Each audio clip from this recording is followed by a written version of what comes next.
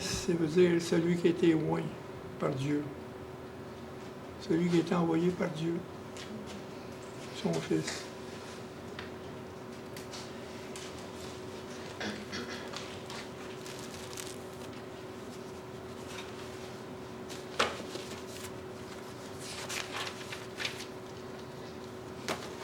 Une chose que, au début,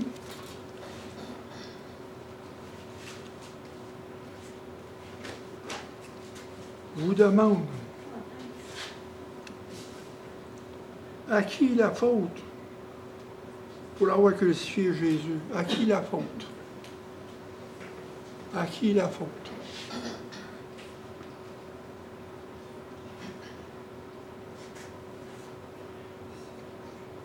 Si vous répondez. Si vous... À nous pécheurs. Hein? À nous pécheurs. C'est notre faute à nous autres. Regardez la part, oui, les péchés, c'est un facteur, mais ce n'est pas la chose. C'est le plan de Dieu. C'est le plan de Dieu qui a été exécuté. Au-dessus, dans Isaïe 53, 10, il a plu à l'Éternel de le briser par la souffrance. C'était son plan. Après avoir livré sa vie en sacrifice pour le péché. C'est Dieu qui était l'exécuteur. Dans l'Acte des Apôtres, au chapitre 2, versets 23 et 24,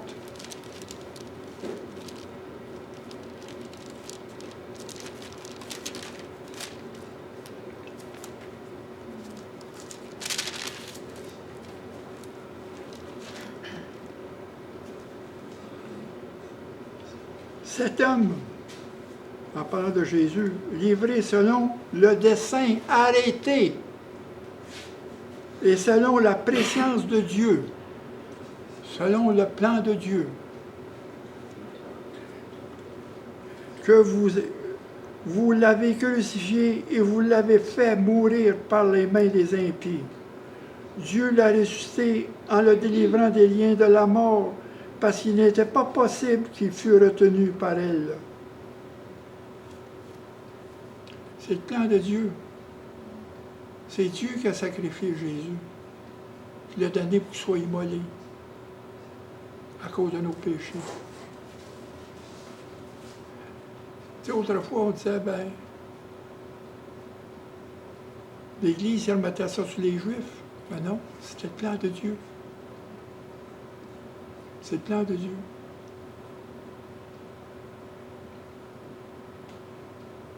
C'est ce sacrifice qui était valable pour lui. Ce n'est pas le sang des agneaux ou des holocaustes qu'ils ont fait dans le temple. C'était des choses, mais l'ombre des choses à venir. C'était ce qui semblait. Ça représentait Jésus.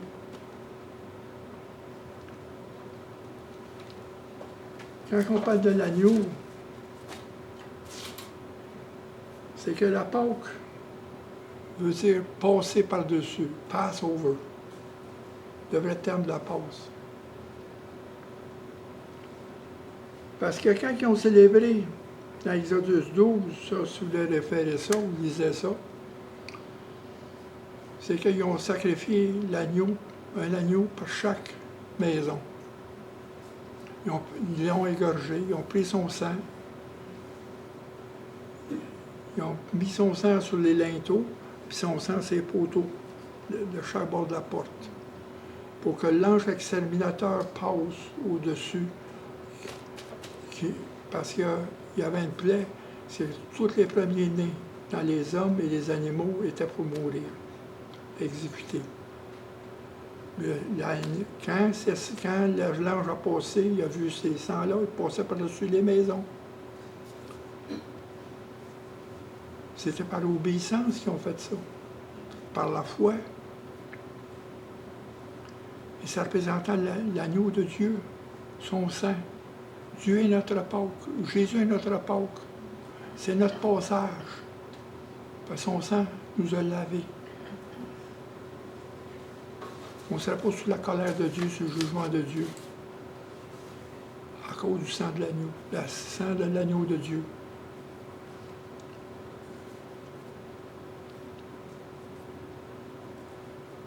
Quand il dit dans Isaïe, au chapitre 50, verset 5, et c'est le châtiment qui nous donne la paix est tombé sur lui. À cause qu'il a été châtié, on a eu la paix de Dieu. Jésus est à notre passage. Jésus a dit, je suis le chemin. Je suis la vérité, la vie. C'est notre passage vers Dieu. C'est l'agneau qui a été sacrifié sur l'autel de Dieu. Sa croix a été plantée dans l'abîme de nos vies pour qu'on puisse faire un pont, passer des ténèbres à la lumière.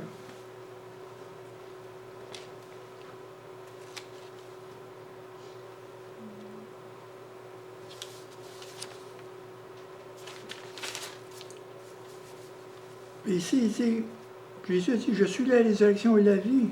Celui qui croit en moi vivra, quand même qu'il sera mort. Notre mort n'est pas fatale. Notre mort, c'est le commencement de notre vie. Ça va être une extension de notre vie en haut. On ne mourra jamais. Il dirait, quiconque croit, il dit, quiconque qui vit et croit en moi ne mourra jamais. Crois-tu cela? Est-ce que vous croyez ça? C'est juste une extension de notre vie. C'est un passage. La mort, c'est un passage. C'est le passage du Jourdain. On a été délivrés du premier passage, qui était le péché, la mer Rouge. Là, Dieu nous a mis dans l'Exode, dans un départ dans notre vie avec lui, pour traverser le deuxième passage, qui est la mort, le Jourdain, pour arriver dans la terre promise. C'est l'histoire. C'est notre histoire à nous. C'est l'histoire de l'œuvre de Dieu pour son peuple qui s'est acquis pour lui.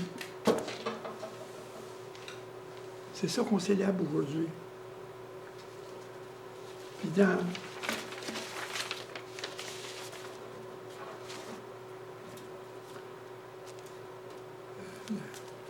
Éphésiens au chapitre 15,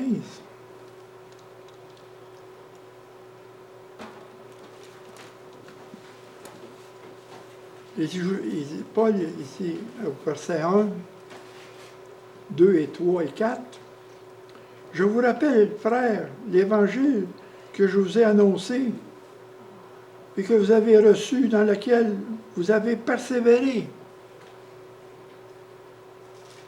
par lequel vous êtes sauvés, si vous le retenez, ça, il faut souligner ça, tel que je vous l'ai annoncé, vous aurez cru en vain. Si je vous enseignais avant tout, comme je l'ai aussi reçu, que Christ est mort pour nos péchés selon les Écritures. Quand il veut dire avant tout, c'est l'affaire la plus importante, dans une importance capitale, de croire dans sa mort, qui est mort pour nos péchés. C'est une importance capitale, et qui a été enseveli, et qui a ressuscité au troisième jour selon les Écritures. C'est à nos coins. C'est une importance capitale. La foi, il faut qu'elle soit simple. C'est la simplicité de la foi, de retenir ça. Puis,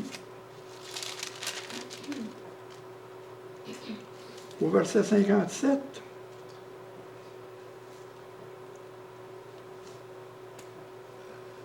à la fin du chapitre 15, « Mais grâce soit rendue à Dieu que nous avons la victoire par notre Seigneur Jésus-Christ. » Qu'est-ce qu'on a chanté tout à l'heure?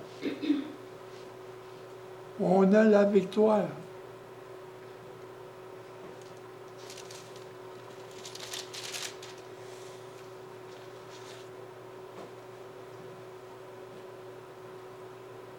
Parce qu'au verset 17, Encore dans 1 Corinthiens chapitre 15, je reste là encore. Si Christ n'est pas ressuscité, votre foi est vaine, vous êtes encore dans vos péchés. Donc, par la résurrection, nous avons une victoire sur le péché. Une victoire. S'il n'était pas ressuscité, on n'aurait pas eu cette victoire-là.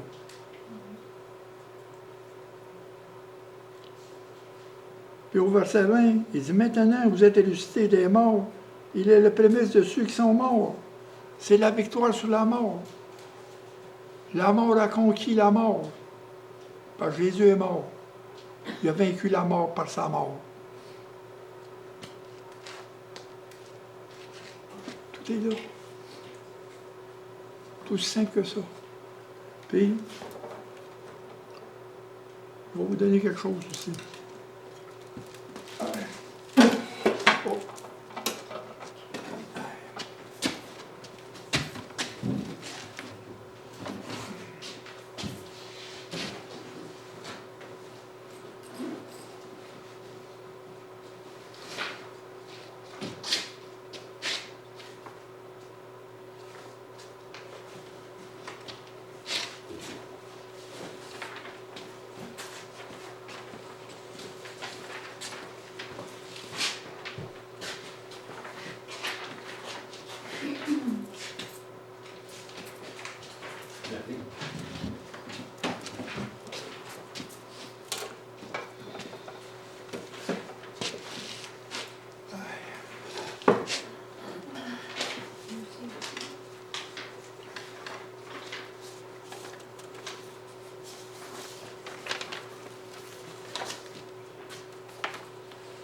Ça, je voulais garder ça.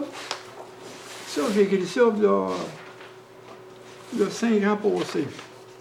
Je me rappelle, j'étais assis dehors, un beau soleil devant la rivière, puis l'esprit est venu me saisir.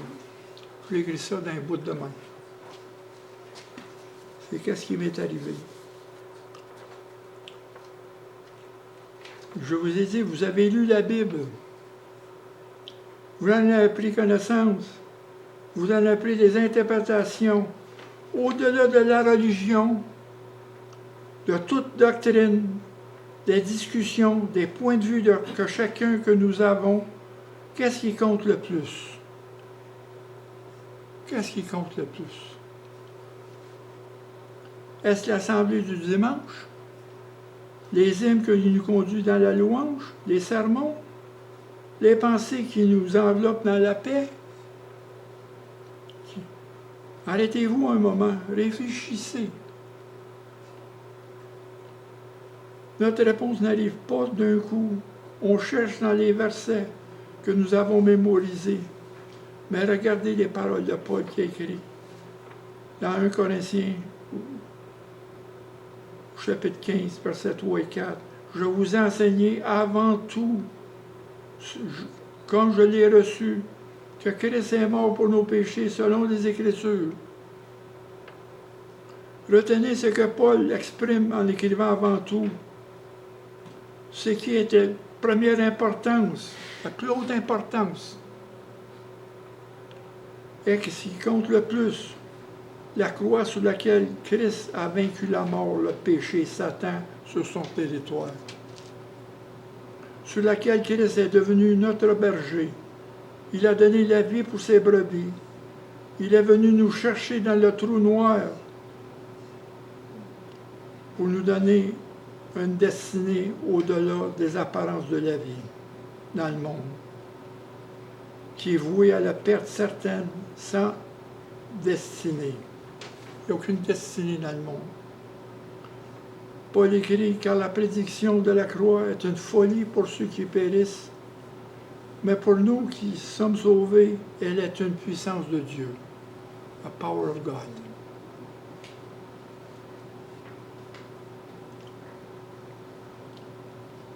Puis ici, nous prêchons Christ crucifié. Ça, c'est dans les Galates, au chapitre 2.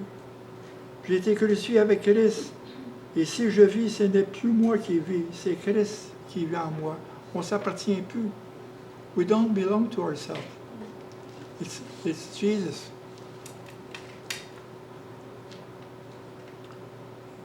Puis au verset 4 et 5, dans 1 Corinthiens au chapitre 15, qu'il a été enseveli et qu'il est ressuscité le troisième jour selon les Écritures. Il est apparu à Céphas, puis aux 12. Voici la simplicité de l'Évangile tel qu'annoncé. C'est simple. C'est simple. Oui, le Christ va revenir. Mais il ne faut pas anticiper les choses du futur. Parce que lui seul sait quand ça va arriver. Il faut vivre le moment présent. Il faut vivre notre salut. Il faut vivre le reflet du Christ.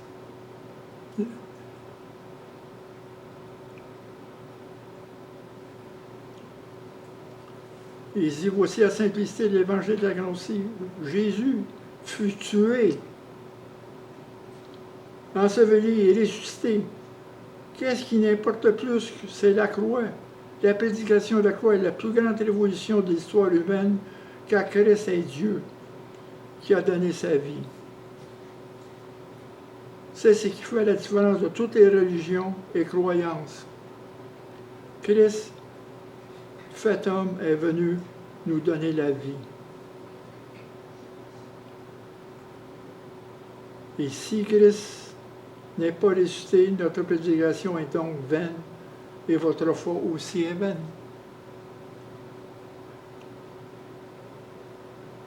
Pouvons-nous ignorer ce fait? Pouvons-nous ignorer que cette croix, qui est une controverse dans l'histoire de l'univers, qui, pour ceux qui croient, est le point central de la foi? C'est une vie qui est en nous, une nouvelle vie. La prédication de la croix est la pierre angulaire de la foi, où Jésus est mort pour nous.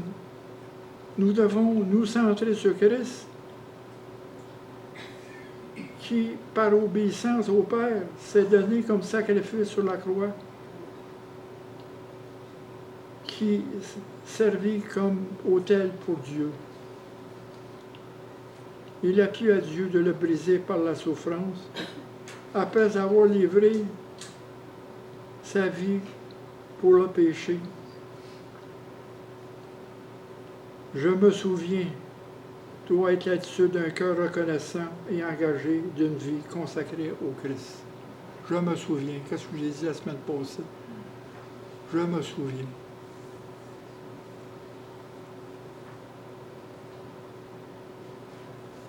Ça, c'est le résumé de ce que vous allez avoir aujourd'hui. Tout est là. Tout est là. Moi, je vais garder ça.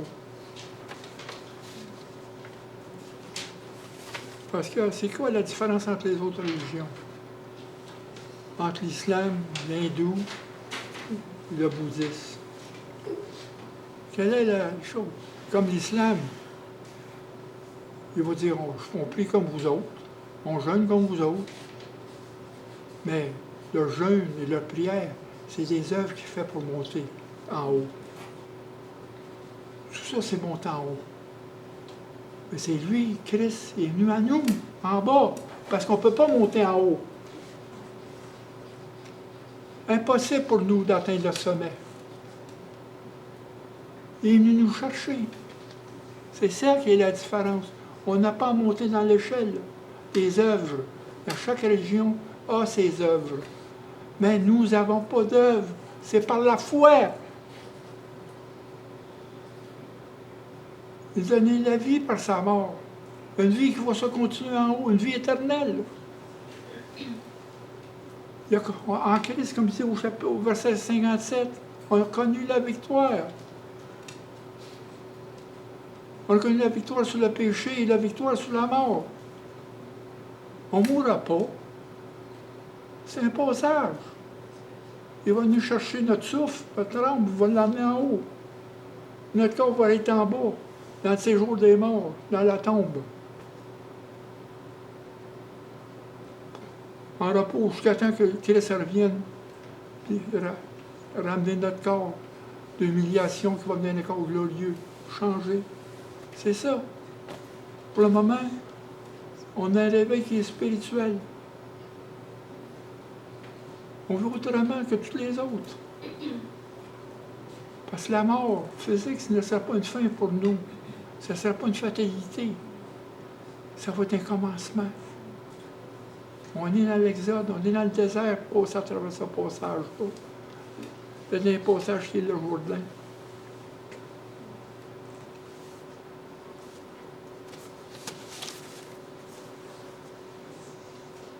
Quand il dit, je vous ai appelé, frère, l'évangile que je vous ai annoncé, parce que Paul ici,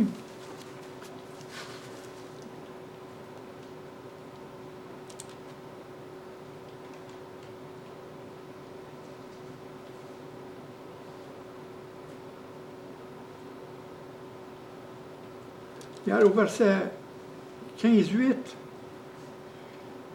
quand il dit, Paul il dit, j'ai poursuivi l'évangile des hommes. J'ai poursuivi l'évangile. Il dit, après eux tous, il m'est apparu à moi comme à l'avorton. Jésus lui est apparu. Dans Galates, au chapitre 1, verset 11.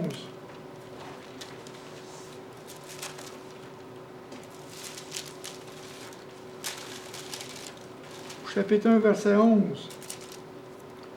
En lui, nous avons aussi devenu héritiers, ayant été placés suivant la résolution qui opère toutes choses d'après le conseil de sa volonté.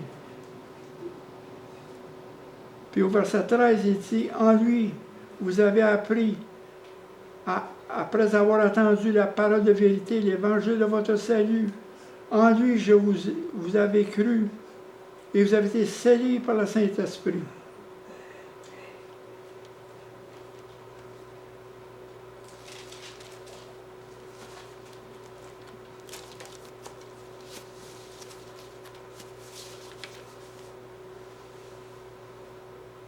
C'est ça quand il dit, avant tout, c'est que sa première importance, c'est le cœur de la foi.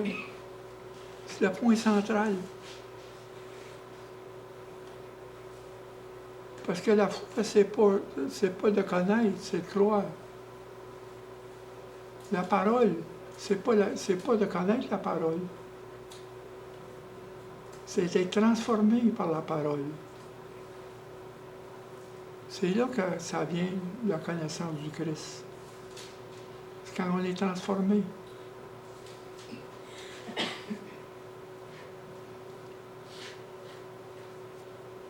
Il dit, nous prêchons Christ crucifié, la croix sur laquelle Christ a vaincu la mort, le péché et Satan, ce sont territoires.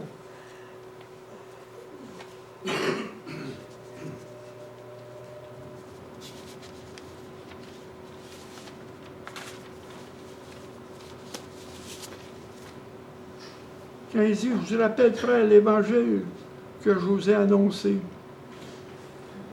Après ça, il dit, si vous le retenez tel que je vous l'ai annoncé, si vous le retenez, c'est le gros si, là. If. C'est inconditionnel. Si vous le retenez, ça veut dire si vous tenez ferme. Hold fast.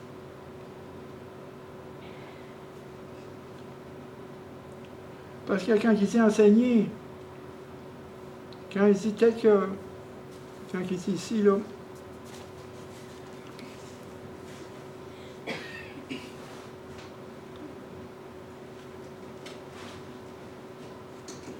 par lequel vous êtes sauvés, et vous le retenez tel que je vous l'ai annoncé. Ça veut dire annoncer, ça veut dire enseigner, dans le mot grec, veut dire transmettre. Ça veut dire transmettre. Enseigner veut dire transmettre.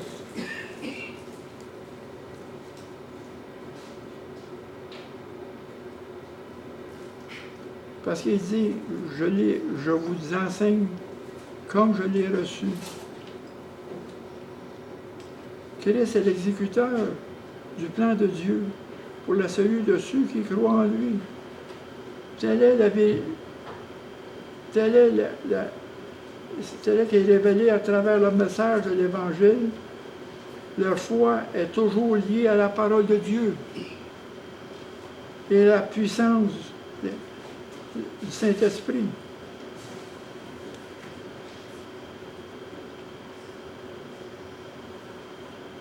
Il faut transmettre la bonne nouvelle des apôtres, qui sont des témoins oculaires de ce Christ leur avait annoncé.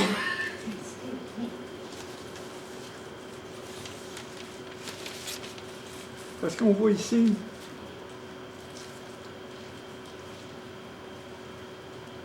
il est apparu à Céphas, dans 1 Corinthiens chapitre 15, verset 5, puis aux 12.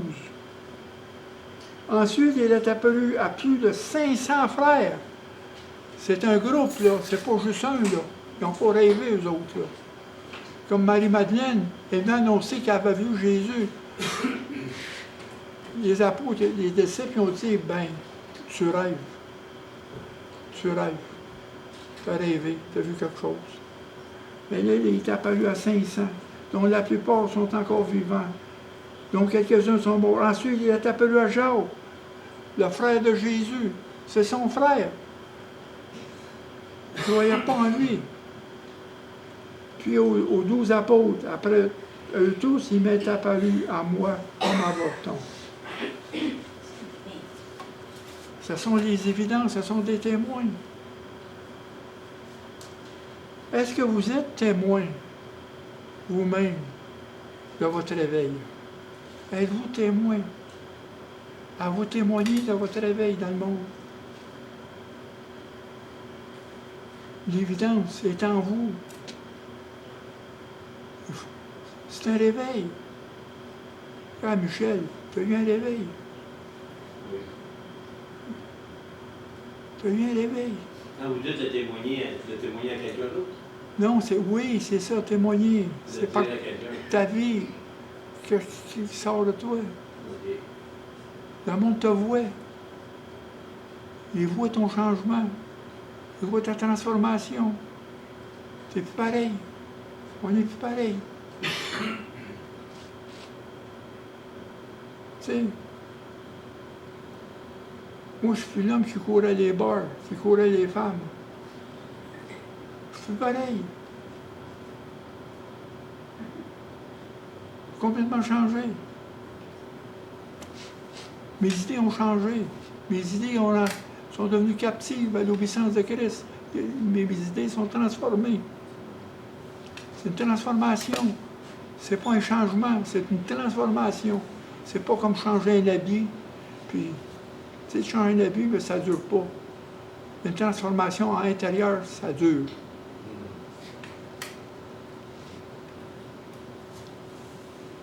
Parce qu'il y a des évidences. Parce que dans Matthieu 28,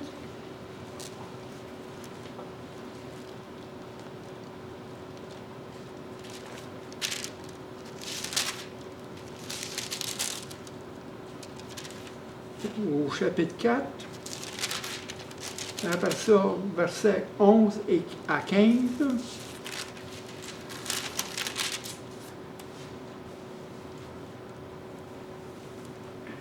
les gardes tremblèrent de mort et devinrent comme morts.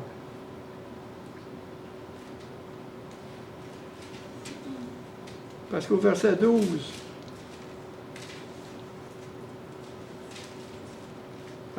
après, quand Marie-Madeleine et l'autre Marie se levèrent vers le sépulcre, et voici, il y a eu un grand tremblement de terre, et un ange du Seigneur est descendu du ciel pour rouler la pierre, et il s'assit dessus. Quand il a roulé la pierre, c'est pas pour sortir Jésus, parce que Jésus était déjà ressuscité. C'était pour voir que lui n'était pas là. Parce que cette pierre-là pesait des tonnes. Ça prenait une armée pour rouler cette tonne-là. Un coup qui était dans son enjeu, il ne pouvait pas la sortir. Parce que les femmes sont arrivées vers le sépulcre, ils ont dit, qui va rouler la pierre? Mais ils ont vu que la pierre était déjà roulée. C'est pour une évidence qui n'est pas là. Après que Marie-Madeleine et les autres Maries ont été rencontrer ça à Jésus, aux apôtres qui ne croyaient pas, Jean et Pierre ont couru vers le sépulcre pour voir l'évidence. On cherche une évidence tout le temps. Ça fait partie de la foi. Mais les gardes, eux autres, là, ils ont eu assez peur. Ils ont même entendu les femmes parler. Quand ils ont entendu l'ange, les gardes qui tremblèrent de peur devenaient comme morts. Ils faisaient comme morts. Ils étaient figés. Mais ils ont entendu l'ange qui a pris la parole. Il dit aux femmes, pour vous, ne craignez pas, car je sais que vous cherchez Jésus qui a été sacrifié. Il n'est point ici, il est ressuscité. Les gardes ont compris ça. Ils ont compris ça dans leurs oreilles. Parce qu'il a mis des gardes là pour envoyer des gardes. Pour pas que le corps soit volé, pour qu'il soit enlevé. C'est pour ça.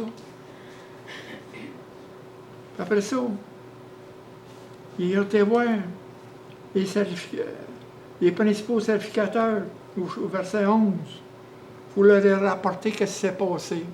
Exactement ce qui s'est passé. Qu'est-ce qu'ils ont vu et qu'est-ce qu'ils ont entendu. Parce que Jésus a dit, vous allez détruire ce temple-là, en 3 jours, je vais leur bâtir. Ça, ils savaient ça, eux autres. Mais ça, c'était l'évidence, qu'est-ce que Jésus avait dit. Puis il dit ici, il dit, pendant en chemin, quelques hommes de la guerre entrèrent dans la ville et annoncèrent aux principaux sacrificateurs tout ce qui est arrivé. Exactement. Le tremblement de terre, les langes. Après ça, ceux-ci, après s'être assemblés avec des anciens, à avoir tenu conseil, donnèrent aux soldats une forte somme d'argent en disant, dites, ces disciples sont venus de nuit le dérober pendant que nous dormions. Pour effacer les évidences. C'est pour ça qu'à ce jour, les Juifs croient qu'il n'est pas ressuscité.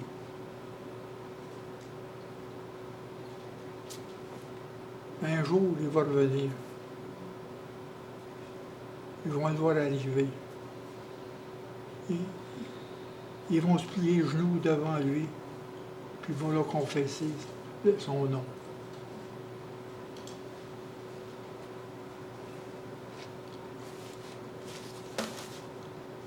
Les évidences sont là.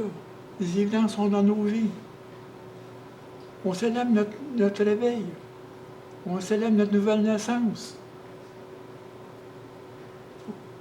Comme ici dans les Éphésiens, nous sommes ressuscités, tous ressuscités ensemble en Christ. On est assis à la droite, on est en haut, notre esprit est en haut, et pas sur la terre. Comme les Corinthiens 3, affectionnez-vous avec les choses qui sont en haut, parce que notre esprit est en haut. On ne marche pas à la conformité avec le monde.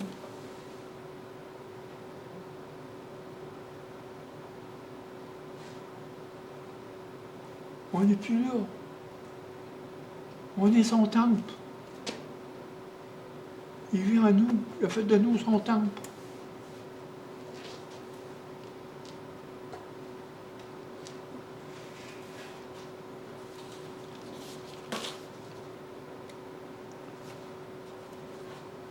Tu sais, quand il dit qu'il apparaît à 500, c'est pas juste une personne, c'est pas juste l'apôtre, c'est une gang ensemble. 500 d'un coup sec. Hey, c'est assez évident, là. Puis tous les Juifs ont entendu parler de ça. Et c'était la Pâque, les Juifs venaient partout dans le monde. C'était plein, la ville était pleine. C'était comme le Super Bowl. Ou une ville qui ose le Super Bowl, qui reçoit du monde partout. C'est la même chose. C'est pire que le Super Bowl. Les Juifs venaient de partout. Ils ont vu ce qui est arrivé le vendredi saint. Ils ont tout vu. Ils ont entendu parler que Jésus de Nazareth, le grand prophète, qui a été sacrifié, qui est mort, qu'ils l'ont tué. Puis là, les apôtres, ça en a annoncé. Parce que ceux qui annonçaient la mort de Jésus, en plein là, ils se faisaient couper à la gorge. Ils se faisaient couper. Ils se faisaient taire. C'était ça. Non? C'est un peu comme aujourd'hui. C'est la même chose. Parler de Jésus, on se fait ridiculiser. Où c'est que tu viens, toi? De quelle planète que tu viens? Oui, on s'en vient d'une autre planète, c'est sûr, c'est en haut. C'est sûr et certain qu'on n'est pas d'ici. C'est sûr et certain. On parle à du mot qui n'y a pas de vision. Il n'y a pas d'espérance.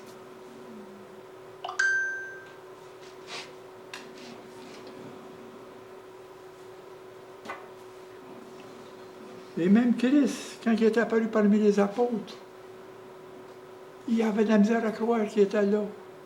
Parce que les portes étaient complètement fermées. Il était complètement barré. Il est apparu au milieu d'eux. Parce que son corps était rendu surnaturel. Il est ressuscité corporellement, mais son corps est devenu surnaturel, comme notre corps à nous autres, quand on va être ressuscité. Ça va être un corps surnaturel. Il n'y aurait plus jamais de maladie, il ne connaîtrait plus la mort, il ne connaîtrait plus les souffrances. Jésus est apparu, il dit, écoute, là. Il dit, regarde mes mains, regarde mes mains. Il dit, avez-vous quelque chose à manger? Il a mangé devant eux.